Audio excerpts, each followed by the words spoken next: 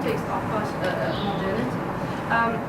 What they say is, okay, first of all, they reject these grand narratives, all these social theories that explain everything. If you can only penetrate to the root of oppression, then everything will be fine. They don't work with it. Okay, right. So what is important for them, what is real, is always unstable. It is in flux. It is partial. Okay? And there's a lot of uncertainty involved here. Now, what is important for them is that practices are historically situated.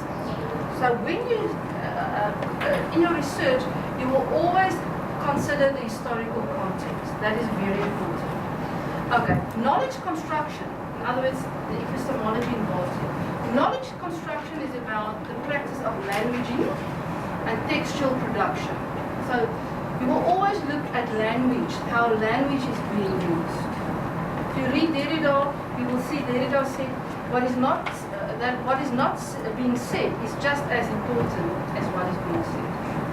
I had a student who once worked with deconstruction, and it was in policy studies, and she analyzed the policies to determine what is not being said in the policy. And that was very powerful. And this is another thing that you always have to remember when you work within the context of postmodernity, is that power is always involved. So it's about language, it's about discourse. Typical methods that you will use here is, for example, discourse analysis. You will look how power relations are constructed by the use of language, things like that. So you will not do typical empirical research. But like I said, what is real to them, real, is the ontology. It can be anything. Often they say that the postmodernists, or within postmodernism, everything goes. I don't think it's entirely how it works. But anyhow, you have to go and read and see if you can find yourself comfortable within the context here. If we can just look at second concepts that we can add here. We usually do that. I will say, and bear in mind the different paradigms here. We can say, okay, causality, laws, relations, regularities,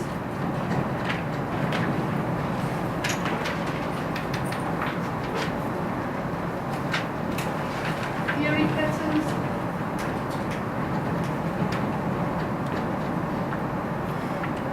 meaning. Can you see how I move from objectivity towards subjectivity? Meaning, interpretation, problem solving,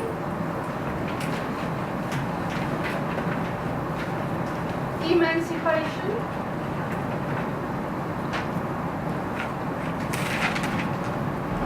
and then we go here.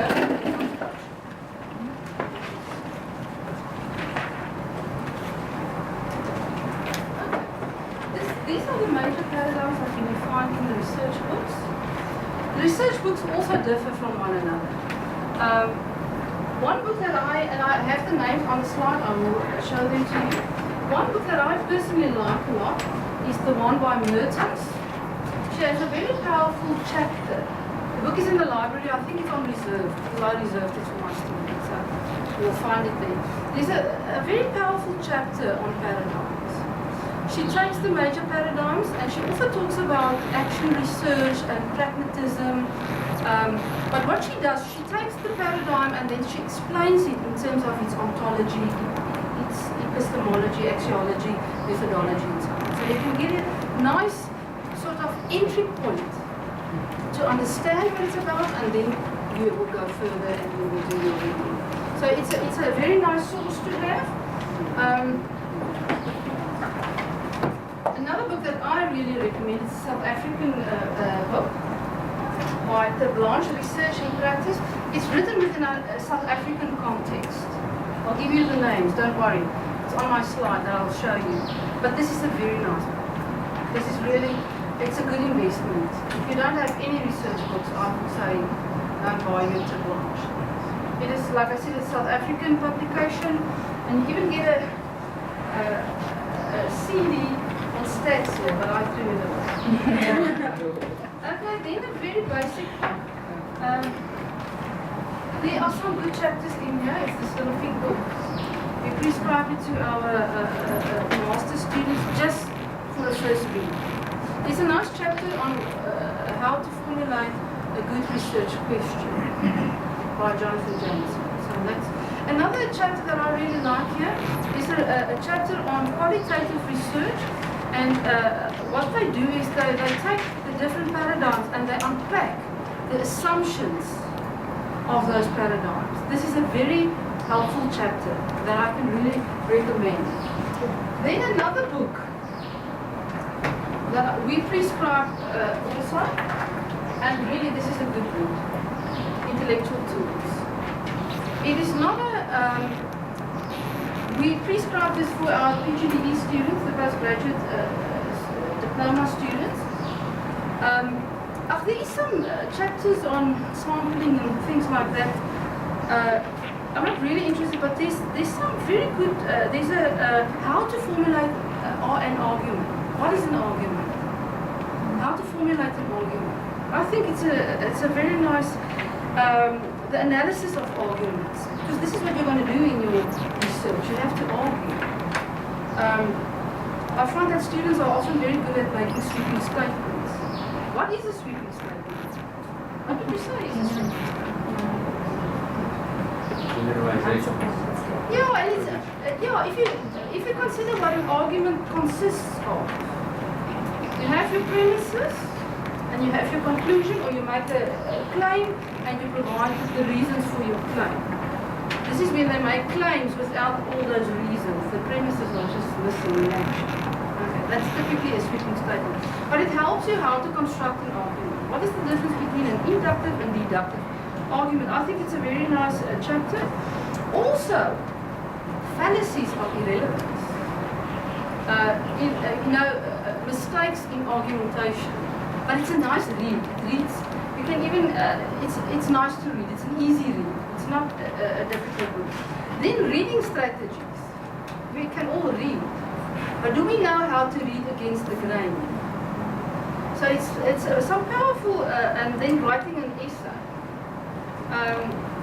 And then there's chapters on finding information, sampling, and so on. And then also, if you're, for example, interested in conceptual analysis, there's a very nice chapter on conceptual analysis. So it's a Van Skyke publication. So, and we prescribe it, so there should be copies in Van Skyke here. But this is a good book. I think it's a nice to have. And even if you have children in your home, they can read it as well. It's really, it's a nice read. Okay, but let me give you an example. Okay, any questions on the paradigms? Very basic. You have to go and do the reading now. Okay, so this is actually a conceptual map that I gave you, but the reading is now up to you. Let's have a look. I have an example here of a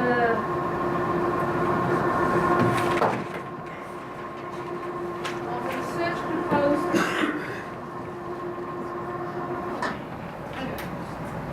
Okay, I just took it from the source. You can see it's from the pink book, first steps.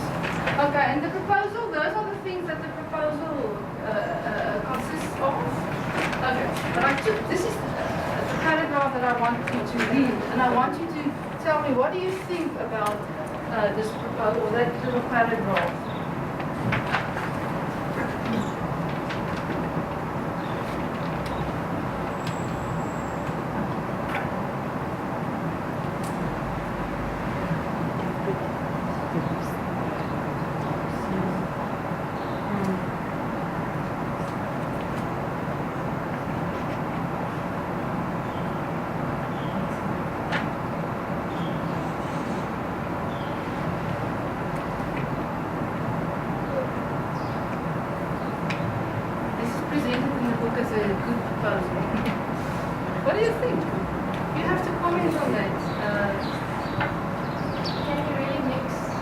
interpretive and positivist. What do you think? You can't. That will also be my first comment there. The study, the first study will be following an interpretivist. Obviously, the emphasis is on interpretivism. Use the capital letters.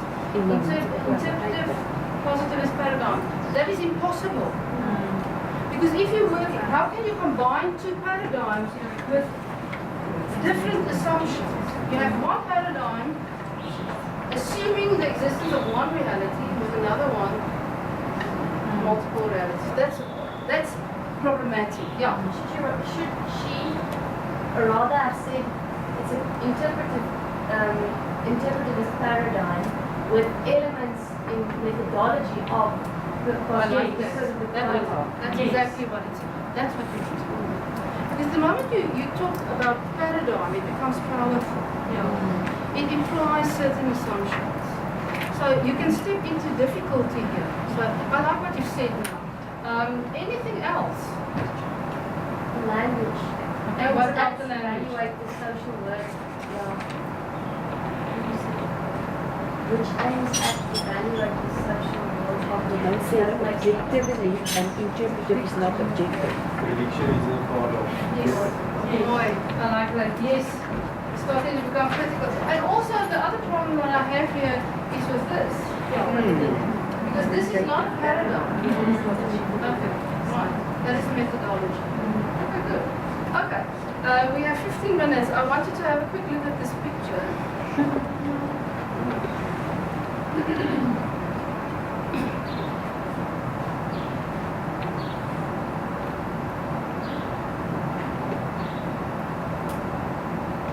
Tell me what comes to mind. Can you see that? What comes to mind? What underneath? I said that's a dangerous question. But it's a significant question. Because I will show you why I asked you this question. You know what? They have feminist list. Ah, okay. Okay, there's a feminist reaction here. Okay. Show. What else? Okay.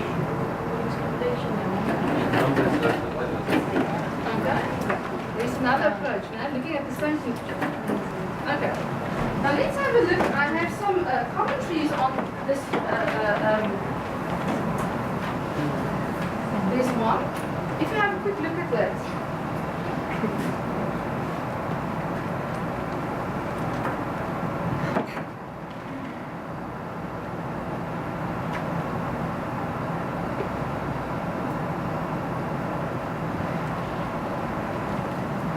Can you see it's factual? Yeah. It just gives you the facts. Okay? This is what has happened. This is the story.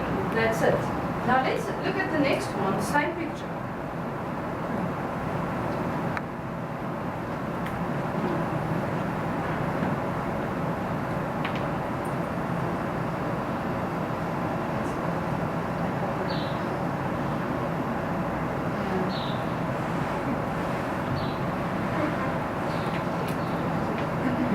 Todd, I think you will be comfortable with that one.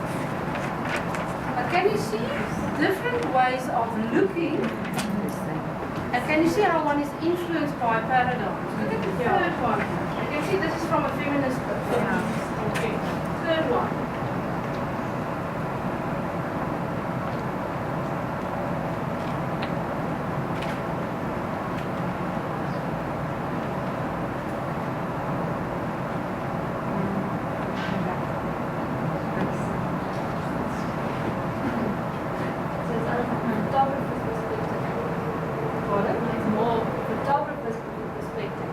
But can you also see from a critical race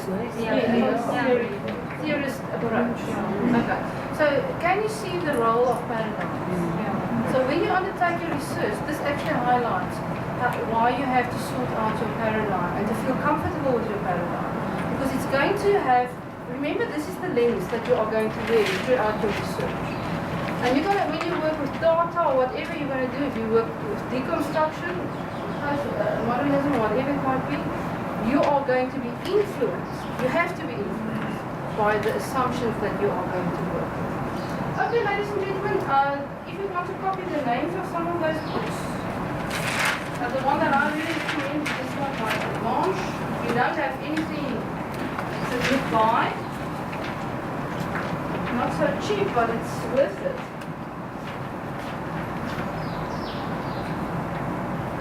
Donna Mertens is very expensive. It's in the library, but a good read. Also, if you're interested in mixed methods, you should read. She's got a very good chapter on that.